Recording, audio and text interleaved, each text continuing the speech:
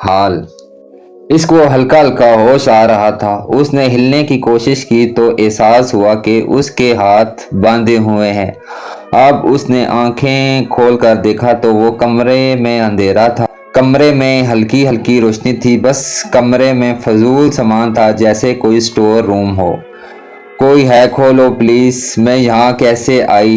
फिर उसे याद आया कि आज बहुत दिन बाद यूनिवर्सिटी जाने के लिए निकली थी ड्राइवर के साथ। रास्ते में किसी ने गाड़ी रुकवाई।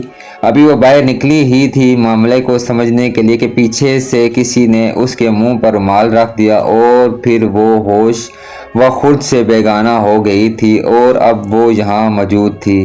बाबा भाई प्लीज कोई मुझे यहाँ से निकालो। मिनाल ने अपने हाथ अब खींचे तो रस्सी उसके हाथों पर फेरी और अब वहां से खून रस रहा था। कोई निकालो मुझे यहाँ से बाहर प्लीज, क्यों लाए हो मुझे यहाँ पर?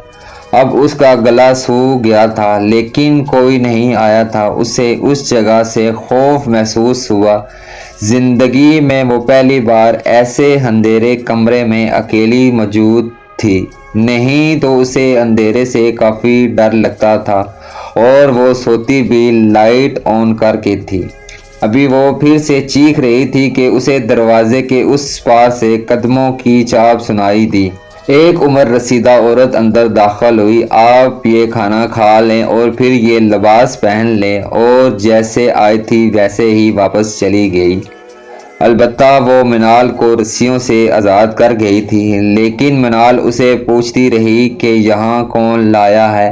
वो नहीं बोली थी। मिनाल ने गुस्से में खाने की ट्रे को हाथ मारा और जो कपड़े देकर गई थी वो दूर फेंके, ये जाने बगैर कि अब वो इस हरकत की वजह से किसी के गुस्से का निशाना बनने वाली थी। अब उसने कपड़ों पे नज़र डाली तो वो दुल्हनों का लिबास था और साथ सारी ज्वेलरी वगैरह भी थी। ये सब देखकर उसकी आंखें खुल गईं और उसके रोने में शिद्दत आई। बाबा मैं शादी नहीं करवाऊंगी, आपके और भाई के साथ ही रहूंगी। नहीं मेरी जान, एक दिन तो सब ने अपने घर जाना, और मैं आपको छोड़कर नहीं जाऊंगी। और साथ रोने लगी। ओके मेरी मिनाल, जैसे कहेगी वैसा ही होगा अब के, सलमान साहब ने कहा और उठकर उसके आंसू साफ किए। नहीं बाबा, ये मेरी बीवी को सुकून से नहीं रहने देगी यहाँ। मैं और आपकी बीवी आपको मिलकर खूब तंग करेंगे। माजी की चंद यादें उसके दिमाग में लहरा रही। उसे इतना तो समझ आ गया था कि वो किडनैप हुई है, लेकिन अब जो दुल्हन का जोड़ा उसे भेजा गया था उसका मतलब उसे समझ नहीं आ रहा था। कितना खुश थी वो। हफ्ते बाद उसकी 19वीं सालगिरह थी। उसने सोचा था वो और पापा भाई के पास जाकर उन्हें सरप्राइज देंगे, और यहाँ उसकी जिंदगी ने उसे सरप्राइज दे दिया था। खटके की आवाज पर उसने सर उठाया तो अब वही औरत फिर से अंदर दाखिल हुई थी। मैम साहिबा, साहिब का हुक्म है कि आप जल्दी से उठकर कपड़े तब्दील करें और तैयार हो जाए। नहीं हूँगी मैं पागल समझा हुआ है मुझे? कोई कठपुतली हूँ जो तुम और तुम्हारे साहिब के हिसाब से चलूं? अब उसने चीख कर कहा, और वो इतना ऊंची आवाज में पहली बार बात कर रही थी। मैं ऐसा कुछ नहीं करूंगी, जाकर बता दो अपने साहब को मुझे मेरे घर भिजवाओ फौरन, मेरे बाबा मेरा इंतजार कर रहे होंगे। अब वो रोते रोते जमीन पर बैठ गई। मुलाजमा भी अफसोस से नफी में सर हिलाती निकल गई। अब उसे अपने साहिब तक ये पैगाम पहुंचाना था।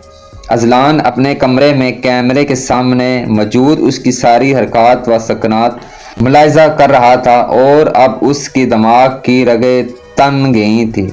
साहब जी, वो अजलान ने कुर्सी को जोरदार ठोकर मारी। दफा हो जाओ यहाँ से, एक काम नहीं हुआ तुमसे। मुलाजमा डर के मारे उल्टे कदमों वापस चली गई। अजलान तेजी से उठा और अलमारी में से एक डब्बा निकाला। हाथ में पिस्टल पकड़े अब उसका रुख स्टोर रूम की तरफ था। मिनाल एक कोने में घुटनों में मुंह दिए सिसक रही थी। ठा की आवाज के साथ रूम का दरवाजा खुला। अचानक रोशनी अंदर दाखिल हुई, लेकिन दरवाजे को दोबारा वापस बंद करके रोशनी के अंदर आने का रास्ता फिर से बंद कर दिया गया। अजलान लंबे लंबे डग भरता اس تک پہنچا اور اسے چٹکے سے کھڑا کیا۔ منال کو اس کا چہرہ نظر آیا لیکن وہ غیر شناسا چہرہ تھا اس کے لیے۔ ایک بار کہی بات سمجھ نہیں آتی۔ اذلان بولا نہیں، دڑا تھا اور خوف سے اس کی ٹانگیں کانپ رہی تھی۔ پہلی بار اتنی اونچی آواز میں کسی نے اس سے بات کی تھی۔ سب کچھ پہلی بار تھا اور ابھی بہت چیزیں اس کے ساتھ ہونی تھی جو پہلی بار تھیں۔ کون ہو تم؟ پلیز مجھے گھر جانا ہے۔ گھر بھیجتا ہوں تمہیں، لے کر کیوں آتا تمہیں؟ اور رزق ضائع کرتے تمہیں شرم نہیں آتی پرنسس؟ اس کے سرد لہجے سے منال کی جان ہوا ہوئی تھی۔ گندی بچی کیوں پھینکا؟ سارا فرش گندا کر دیا، کون صاف کرے گا اب اسے؟ اذلان کے بھاری بھرم کم وجود کے آگے وہ بالکل ہی چھوٹی لگ رہی تھی۔ اذلان پیچھے ہٹا اور اس کی چھوڑی ہوئی کرسی پر بیٹھ گیا۔ اس کا بدلہ لہجہ منال کی سمجھ سے باہر تھا۔ کیا دیکھ رہی ہو؟ تمہیں بول رہا ہوں اٹھاؤ سارا کھانا۔ پر میں نے کبھی نہیں کیا، وہ ڈر کے مارے ہکلاتے بولی۔ تو منال سلمان کبھی نہیں کیا تو آج کرو نا۔ اب پھر وہ دڑا۔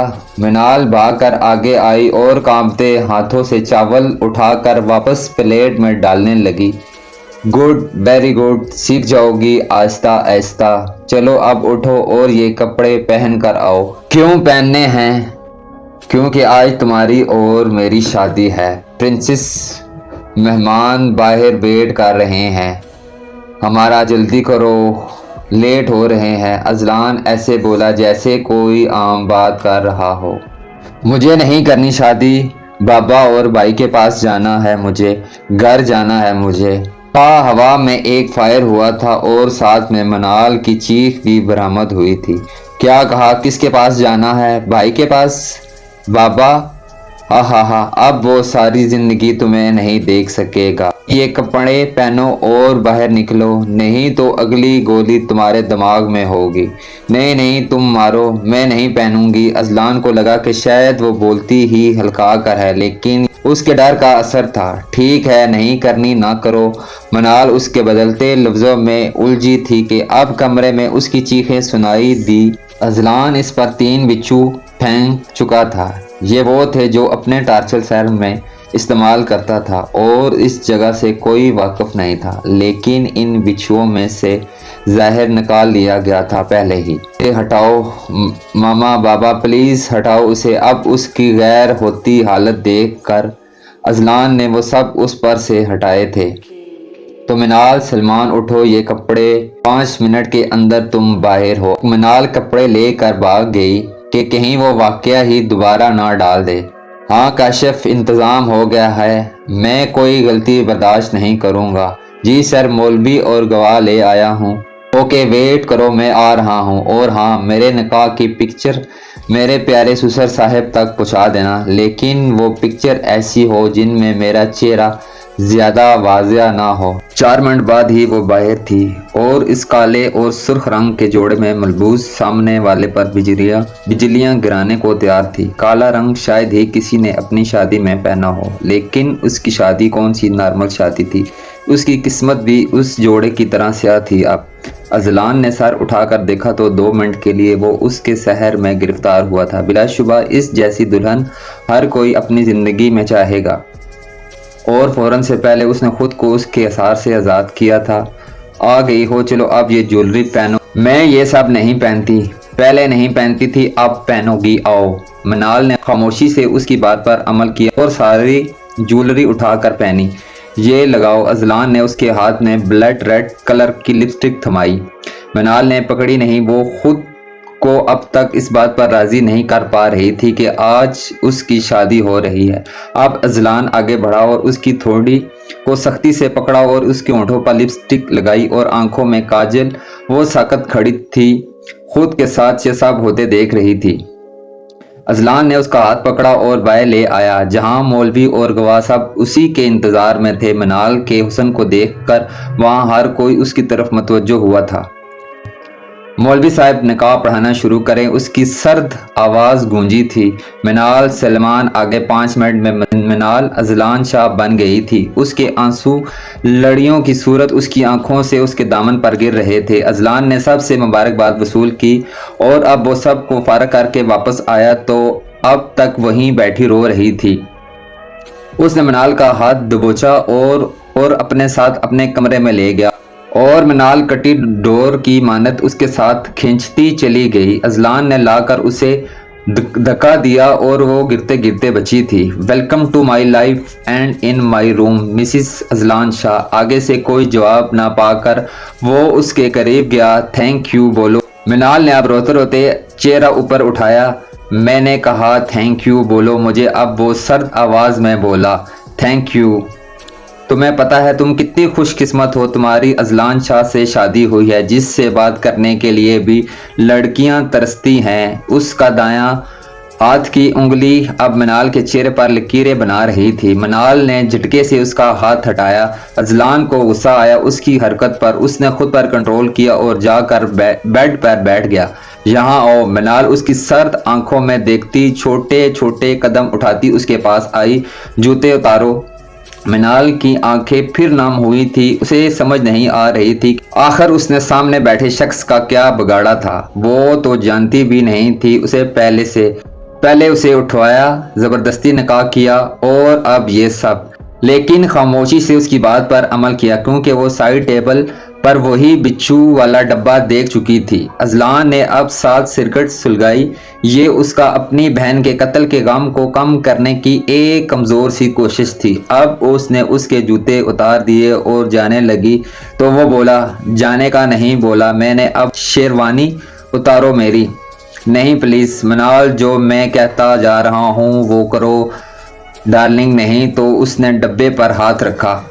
मिनाल उसके करीब आई और उसकी शेरवानी के बटन खोलने लगी। अजलान ने सिगरेट का कश लगाते धुआं उसके मुंह पे छोड़ा। अब वो खांसते खांसते पीछे हो गई। अजलान फिर बोला करीब आओ। अब उसके कदम आगे नहीं बढ़ पा रहे थे।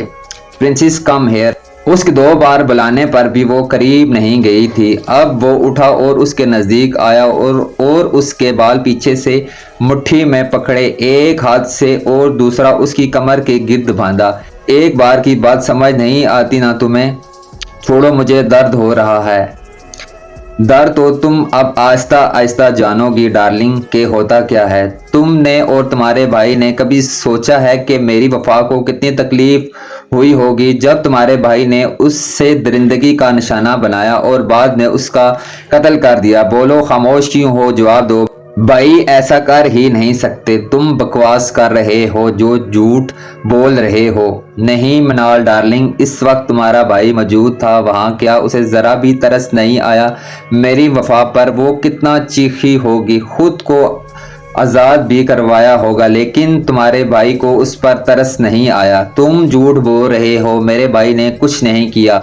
और अगर वो तुम्हारी बहन को जानता भी होगा तो ज़रूर तुम्हारी बहन ने मेरे भाई को वर्गलाया होगा। मिनाल में इतनी हिम्मत ना जाने कहाँ से आई थी।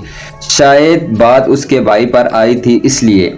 चुप हो जाओ। अब एक लफ्ज़ भी मेरी बहन के बारे में नहीं तो तुम अगली सांस कब्र में लोगी, क्योंकि मैं तुम्हें जिंदा दफना दूंगा। मिनाल की जिंदगी का ये पहला थप्पड़ था और शायद वो पहली लड़की थी जिसको शादी की पहली रात ही थप्पड़ मारा गया था। ऊपर के होंठ का किनारा फट गया था। उसके रुई जैसे गालों पर उसके थप्पड़ का निशान पड़ गया था।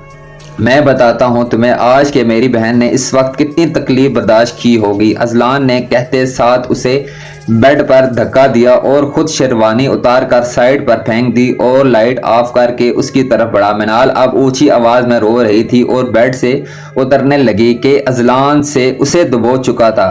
अब वो नीचे और अजलान ऊपर था उसके। मिनाल मुसलसल रो रही थी और खुद को उससे आज़ाद करवाने की कोशिश कर रही थी।